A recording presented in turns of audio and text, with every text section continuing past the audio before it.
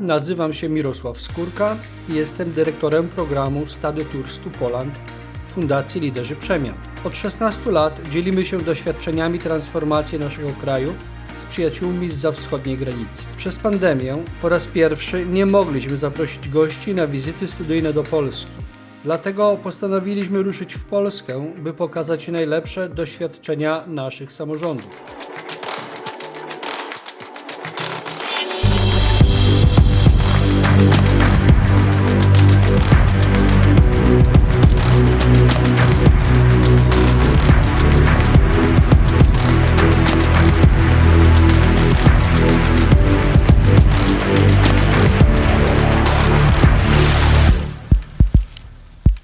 Na początek udaliśmy się do Gościeradowa, gdzie sekretarzem gminy jest Jarosław Czerw, wykładowca i ekspert od samorządności.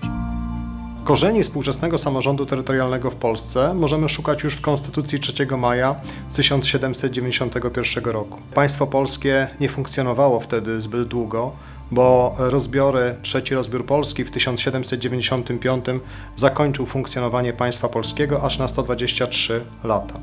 Rok 1918, odzyskanie przez Polskę niepodległości, również był rozpoczęciem nowej drogi samorządu terytorialnego, ale przez długie lata był to samorząd terytorialny, którego zasady funkcjonowania regulowało prawo zaborców. Dopiero rok 1933 i ustawa scaleniowa uporządkowała samorząd terytorialny w Polsce i uregulowała go wedle polskich zasad. Ale znowu, niestety, państwo polskie i naród polski nie miał zbyt wiele szczęścia, bo państwowość polska znowu przestała istnieć, przyszła okupacja hitlerowska, przyszła okupacja sowiecka i te rozwiązania z okresu międzywojennego przestały funkcjonować. Rok 1944 i przejęcie władzy przez komunistów oznaczał w tym pierwszym okresie przywrócenie samorządu terytorialnego. Samorząd terytorialny został przywrócony na szczeblu gminy, został przywrócony na szczeblu powiatu i zaczął funkcjonować również na szczeblu województwa. Był to jednak już samorząd inny od tego międzywojennego, dlatego że obok organów wykonawczych, które swoimi korzeniami sięgały do okresu międzywojennego, zaczęły funkcjonować Rady Narodowe. Rady Narodowe było to rozwiązanie przejęte z systemu sowieckiego. Rady Narodowe nie pochodziły z powszechnych wyborów, tylko pochodziły z nominacji.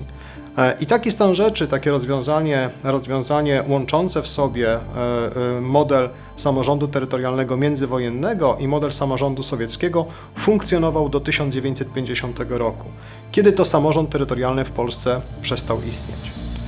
Obrady Okrągłego Stołu 80 i pierwsze wybory 1989 roku spowodowały, że zapadła decyzja o tym, żeby samorząd terytorialny przywrócić. Został on przywrócony na szczeblu gminy ustawami z 1990 roku. Była to ustawa z 8 marca 1990 roku o samorządzie terytorialnym, ordynacja wyborcza do rad gmin oraz była to ustawa o pracownikach samorządowych. Te ustawy przywróciły samorząd gminny i stały się podstawą do funkcjonowania tego samorządu w nowej Rzeczypospolitej. Od momentu przywrócenia samorządu gminnego w Polsce rozpoczęła się dyskusja dotycząca tego, czy nie powinien być samorząd przywrócony jeszcze na innych szczeblach, czy nie powinien być przywrócony samorząd chociażby w powiecie. W wyniku tego zostały podjęte reformy rządu Jerzego Buzka. W ramach tej reformy został przywrócony samorząd powiatowy i rozpoczął funkcjonowanie samorząd na szczeblu województwa. Ustawami z 5 czerwca 1998 roku rozpoczęły swój byt te dwie jednostki samorządu terytorialnego. I tak od 1 stycznia 1999 roku w Polsce funkcjonuje samorząd terytorialny na 3 szczeblach. Na szczeblu gminnym, na szczeblu powiatowym i na szczeblu samorządu województwa. Czy był to koniec tych zmian w samorządzie polskim? Nie. Kolejne zmiany to zmiany wprowadzone w ostatnim czasie. zmiany wprowadzone w roku 2018, czyli wprowadzenie kadencyjności wójtów, burmistrzów, prezydentów miast, a także wydłużenie kadencji organów samorządowych. Od 2018 roku w Polsce wójt, burmistrz, prezydent miasta może pełnić swoją funkcję jedynie przez 2 kadencje, ale są to kadencje 5-letnie. Czyli przez 2 5-letnie kadencje dana osoba może pełnić funkcję wójta, burmistrza, prezydenta miasta. Ważne i należy to podkreślić, że poszczególne jednostki samorządu terytorialnego w Polsce nie podlegają sobie. Gminy nie podlegają powiatom, a powiaty nie podlegają samorządowi województwa. Nie podlegają też sobie organy poszczególnych jednostek samorządu terytorialnego. Wszystkie jednostki samorządu terytorialnego cechuje pełna samodzielność. Nie podlegają one sobie. Reforma z 1998 roku, która weszła w życie 1 stycznia 1999 roku, nie zakończyła jednak reformy samorządu terytorialnego. Kolejnym kamieniem milowym w rozwoju i ewolucji samorządu terytorialnego w Polsce była ustawa o bezpośrednim wyborze wójta, burmistrza, prezydenta z 2002 roku. Do tej pory organem wykonawczym gminy był zarząd gminy wybierany przez Radę Gminy. Od ustawy z 2002 roku organem wykonawczym gminy stał się wójt, burmistrz, prezydent miasta, który od tego czasu jest wybierany w Polsce w wyborach bezpośrednich. Wójta, burmistrza, prezydenta w Polsce wybierają wszyscy mieszkańcy danej gminy. Była to bardzo duża zmiana, różnie oceniana zarówno przez samorządowców, jak i przez ekspertów. Jedni opowiadają się za tym modelem, który istniał w samorządzie gminnym do reformy. Inni uważają, że jednoosobowy wójt, burmistrz, prezydent wybierany przez mieszkańców to lepsze rozwiązanie dla polskiego samorządu. Z całą pewnością można powiedzieć jednak, że jest to reforma niedokończona, dlatego że nie zostało określone do końca relacje pomiędzy Radą Gminy a wójtem, burmistrzem, prezydentem. Nie zostało określone, który z tych organów ma sprawować rolę wiodącą w samorządzie, chociaż de facto tą wiodącą rolę w samorządzie gminnym wypełnia jednak organ wykonawczy, czyli wójt, burmistrz, prezydent miasta.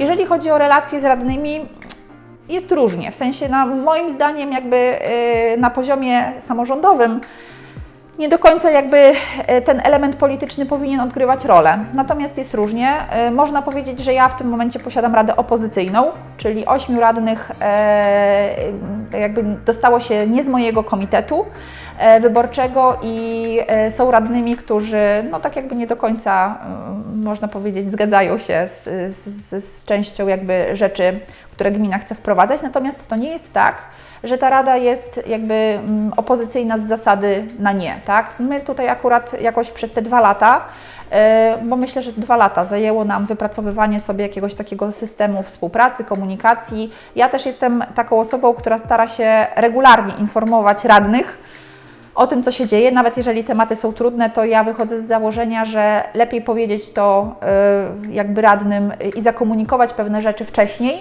niż czekać do momentu jakiegoś kryzysowego. Więc staramy się organizować regularnie spotkania, oprócz sesji komisji i informować radnych na bieżąco, co się dzieje. Samorządność nie sprzyja partyjniactwu, dlatego że wystarczy sobie jasno odpowiedzieć, że żadna wieś, żadna droga, żadna szkoła nie należy i nie powinna należeć do żadnej partii politycznej. Wobec powyższego tu są problemy, które trzeba rozwiązywać a nie rozwiąże tego żadna partyjność. Oczywiście, że szukamy wszędzie sprzymierzeńca, szukamy zawsze poparcia. Mało tego, nam zależy na tym, żebyśmy nasze potrzeby, nasze spostrzeżenia, nasze doświadczenia i naszą wiedzę przekazywali partiom po to tylko, żeby one mogły z tego czerpać i wprowadzać dobre rozwiązania. W jakimś tam niewielkim procencie to się udaje i to jest chyba właściwe podejście, więc w Radzie Gminy my nie mamy problemów partyjnych. Tak naprawdę my musimy rozwiązywać własne problemy. Oczywiście, że każda rada to jest 15 ludzi, każdy z nich ma swoje poglądy, ma swoje spostrzeżenia, ma swoje potrzeby.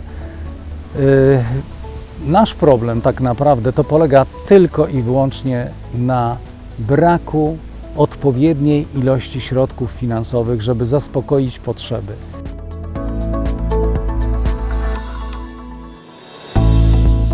Kiedy spojrzymy na jednostki samorządu terytorialnego w Polsce, patrząc na ich zasobność, na ich potencjał finansowy, to możemy powiedzieć, że najbogatszymi jednostkami samorządu terytorialnego w Polsce są właśnie gminy. Potem samorząd województwa, a najbiedniejsze w Polsce są powiaty. Dlaczego gminy są najbogatsze w Polsce? Najbogatsze ze wszystkich szczebli samorządu terytorialnego. Dlatego, że ustawodawca wyposażył gminy w rozbudowany system dochodów własnych. Gminy mają przede wszystkim możliwość pobierania podatków i opłat lokalnych. Podatki i opłaty lokalne w całości zasilają budżet gminy. Tutaj tkwi właśnie potencjał gmin, ponieważ podatki i opłaty lokalne stanowią dochód własny gminy. Gmina również czerpie swoje dochody z udziału w podatku dochodowym od osób fizycznych i podatku dochodowym od osób prawnych. Te dwa podatki są podatkami państwowymi, pobieranymi przez urzędy skarbowe, ale część środków pobranych w ramach tych podatków wraca do gmin. W przypadku podatku dochodowego od osób fizycznych jest to prawie 40%. Prawie 40% podatku płaconego przez mieszkańców danej gminy wraca do budżetu gminy i może być rozdysponowana na różnego rodzaju zadania gminy. Gmina otrzymuje również środki z budżetu państwa. Są to subwencje i dotacje. Najważniejszą subwencją, jaką otrzymuje gmina, jest subwencja oświatowa. Jest to subwencja związana z wykonywaniem przez gminę zadań oświatowych. Do zadań gminy należy zaspokajanie bieżących potrzeb gminy, związanych z ich takim codziennym, zwykłym funkcjonowaniem. Do tych zadań możemy zaliczyć po pierwsze zadania z zakresu oświaty. Gmina prowadzi szkoły podstawowe, gmina prowadzi przedszkola, gmina prowadzi żłobki. Do zadań gminy należy utrzymanie dróg, ulic i mostów gminnych. Dotyczy to zarówno bieżącego utrzymania, czyli sprzątania, ale dotyczy także modernizacji, dotyczy to także budowy dróg, ulic, mostów, ale dotyczy to również zimowego utrzymania, czyli odśnieżania. Do zadań gminy należy również zapewnienie podstawowej opieki zdrowotnej. To na gminie spoczywa obowiązek zapewnienia mieszkańcom dostępu do lekarzy pierwszego kontaktu. Może to odbywać się poprzez zakłady opieki zdrowotnej prowadzone przez gminę. Może to się odbywać przez gminne przychodnie, ale może to też odbywać się poprzez prywatne praktyki lekarskie. Tak czy inaczej, funkcjonowanie służby zdrowia w Polsce, finansowanie funkcjonowania służby zdrowia w Polsce odbywa się poprzez Narodowy Fundusz Zdrowia, a więc gmina tutaj nie wydatkuje własnych środków na bieżące funkcjonowanie podstawowej opieki zdrowotnej. Do zadań gminy należy również zapewnienie transportu lokalnego na terenie gminy, czyli zapewnienie przewozu pasażerskiego mieszkańców na terenie danej gminy. To zapewnienie tego transportu lokalnego może odbywać się również, podobnie jak w przypadku podstawowej opieki zdrowotnej, poprzez przedsiębiorstwa prowadzone przez gminę, przedsiębiorstwa komunikacyjne, ale może też odbywać się poprzez prywatne przedsiębiorstwa, które wykonują tego typu usługi. Kolejne zadania gminy to zadania związane z utrzymaniem czystości i porządku w gminach. to na gminie spoczywa obowiązek utrzymania czystości, utrzymania porządku w częściach publicznych gminy, w tej strefie publicznej. Patrząc na zadania gminy, tutaj nie sposób nie wspomnieć o zadaniach związanych z zapewnieniem mieszkańcom dostępu do wody, czyli budową wodociągów, jak również zadanie związane z odprowadzaniem ścieków, odprowadzaniem nieczystości. Do zadań gminy należy również odbiór i zagospodarowanie odpadów komunalnych. To gmina ma za zadanie odebrać od mieszkańców odpady komunalne, a następnie zagospodarować je na wysypiskach śmieci. Czyni to oczywiście poprzez wyspecjalizowane firmy wybrane w drodze przetargów. Ja się przyznaję, że tak naprawdę dla mnie najważniejsi są ludzie. I to zarówno ci współpracownicy, z którymi często też spieramy się, ścierają się różne poglądy, różne spostrzeżenia, ale bez nich nawet najlepszy wójt nic nie znaczy i nic nie zdziała. Znaczy, moim zdaniem najważniejsze to jest odpowiadanie na potrzeby mieszkańców, jednak przede wszystkim, bo nie wszyscy, myślę, samorządowcy jakby z tego punktu widzenia wychodzą. Ja też powiem tak, często nawet moi mieszkańcy, znaczy moi pracownicy czasami mówią, bo pani jest za miękka. To nie jest kwestia jakby miękkości, kwestia tego, że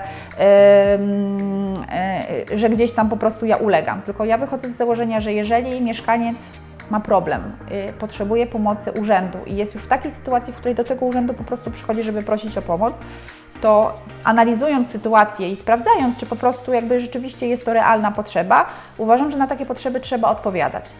Polski samorząd z całą pewnością zmienił rzeczywistość, zmienił obraz i funkcjonowanie poszczególnych społeczności, wpłynął bardzo pozytywnie na jakość życia mieszkańców. Co jednak zrobić, aby ten samorząd mógł się nadal rozwijać? Wydaje się przede wszystkim, że samorządu polskiego nie powinny dotykać częste zmiany prawa. Ten samorząd będzie funkcjonował dobrze, będzie funkcjonował stabilnie, jeśli prawo, które reguluje zasady funkcjonowania tego samorządu, nie będzie się często zmieniało. Niech ten samorząd ewoluuje, ale powoli, biorąc pod uwagę to, jakie są potrzeby mieszkańców. I jeszcze jedno ważne z punktu widzenia rozwoju samorządu terytorialnego w Polsce. Większe zaangażowanie mieszkańców w sprawy lokalne. Jeśli znajdziemy sposób, aby w większym stopniu, jeszcze większym stopniu zaangażować mieszkańców w sprawy lokalne, w sprawę naszych lokalnych społeczności, myślę, że to spowoduje, że samorząd terytorialny będzie nadal dobrze się rozwijał z korzyścią dla nas wszystkich.